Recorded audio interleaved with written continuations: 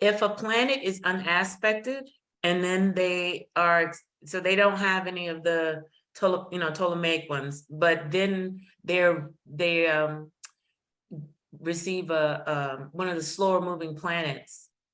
I thought at one point you said if it's not if there aren't any aspects in the chart, it would... if the planets are not aspected in the natal chart. So when these, let's say Pluto and Sun are not aspected in the natal chart.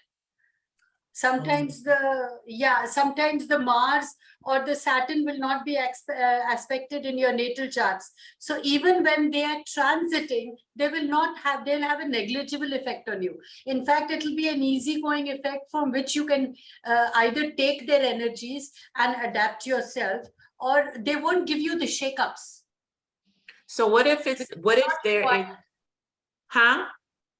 not required. That is why sometimes we say that this person is so lucky, he's never had any problem in his life.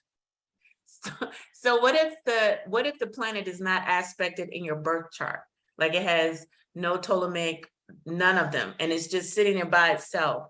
How is it likely to be affected by... Normally, you do have one or two aspects. It's never that it's devoid of aspects. No, but those aspects could be sextile or trine or quincunx, which are easy aspects. They don't have any hard aspects. That means the toughness in their life is not going to be there. That's why they say that you're born with a golden spoon. You will have no toughness in your life. Okay. So you enjoy your life. Right. There might be a quincunx, but like as far as the sextile, the whatever, all of the hard ones and all whatever, those aren't there. So then when they pass by, what is it like? What is that? They pass by without, they just give you a nudge. If you want to have their energies, since you know the definition about the planets, you can tell them make the best of it. So it's something like you already have a piece of cake and then you can have a full cake. Okay. Because it's not going to do you any harm. Let's say the Uranus that has turned retrograde last couple of days. Now, basically, people who've not got an aspect of Uranus in their chart with any other planet are actually going to see that either they're expanding their knowledge or they're utilizing their knowledge in a very profound way, or it's not giving them major shakeups. But whereas for people who have the hard aspects, they are shaken up. Okay, come on, take correct decisions, use your intelligence. And so that's where the divine and so that's why they said when you're seeing the transits, it's very important to focus that what are the aspects in an individual's natal chart, because if the aspects are in the natal chart, the transiting planets will also nudge you more fiercely. But if there are no aspects and there are just soft aspects, then the planets transiting are your windows of basically opportunity.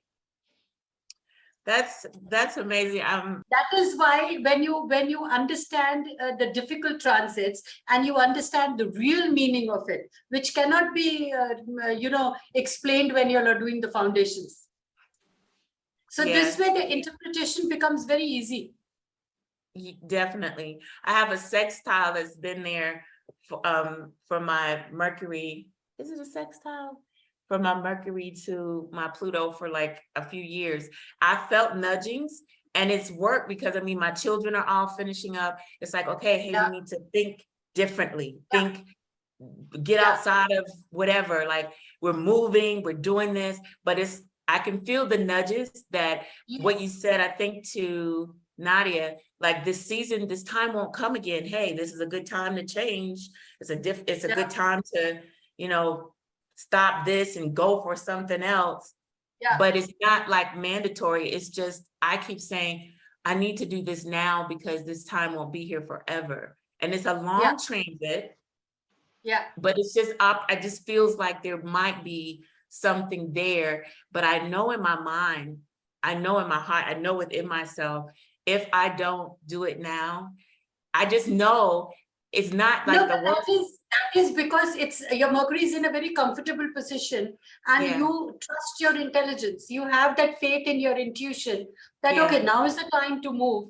So even if basically Pluto is coming through the energies of other people, nudging you and saying, hey, do this. Why don't you do this? Why don't you get up and do this? So you just look at them and, you know, you say, chill, yeah, I'll do whenever I feel like. I got it. Got it? Yeah.